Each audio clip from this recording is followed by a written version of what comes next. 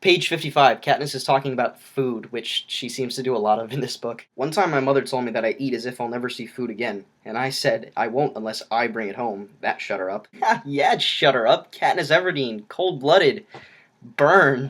So last night I saw Titanic in 3D, bro, which I thought was kind of weird. Like, of all the movies to re-release in 3D, like Star Wars kind of makes sense, but Titanic? Just the fact that older movies are being re-released in 3D all the time is a thing now sort of bothers me. I know recutting the footage to fit 3D glasses is just an excuse to re-release it back in the theaters and make more money, but you don't need to do that. If you put The Lion King back in theaters in 2D, I would happily go see it. The same thing with Star Wars. It's not the fact that it's 3D that I want to go see it on the big screen, it's the fact that it's on the big screen that I'm willing to pay the extra $250 to go see the movie. And now we have the re-release of Titanic in 3D, which was just as good as it was in 1997, except now it costs $250 more, and it hurts my eyes. You know, this big 3D boom that we're going through right now as a thing just isn't working for me. I mean, take stuff like Clash of the Titans, which was filmed like a normal movie, but then they recut the footage just like they did with Titanic, and it looks really bad and hurts your eyes and costs more, which sucks. I mean, there is good stuff out there, like Avatar was filmed with that really expensive two-lensed camera, and it looks really good. It's not a very good movie, but it's really good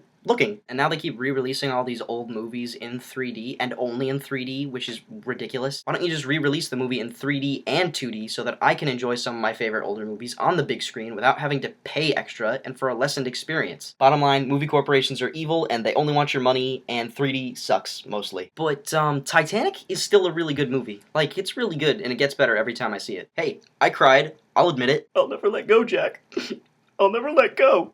It gets me every time. I went into it last night having not seen it in a while with all these complaints about it and flaws and nitpicky stuff. There's this one scene where Rose and her mom are talking about how their family is bankrupt and that she needs to marry Cal, the evil guy, so that their family can get out of debt. And I'm questioning why that scene is even there. Like, they never talk about it again, they never reference that scene again, and it only serves to make Kate Winslet look like more of a bad person for falling in love with Leonardo DiCaprio. I guess it's sort of okay, because I think part of the movie is about how Rose becomes a better person through Jack, so it doesn't break the film or anything, it's forgivable. Something I've never understood about Titanic is why Rose throws the necklace into the ocean at the end. Firstly, if she wanted to get rid of it, why wouldn't she just give it to Bill Paxton? Because it's priceless and he's dedicated years of his life to searching for it. And in a symbolic way, I don't think it makes sense either. The way I see it, the diamond symbolized her last remaining connection to Jack, and by throwing it away, doesn't it mean she's letting go like she said she would never do? Or maybe the diamond symbolized her extravagant lifestyle and getting rid of it symbolizes her leaving that life and accepting the life she would have had with Jack or something, but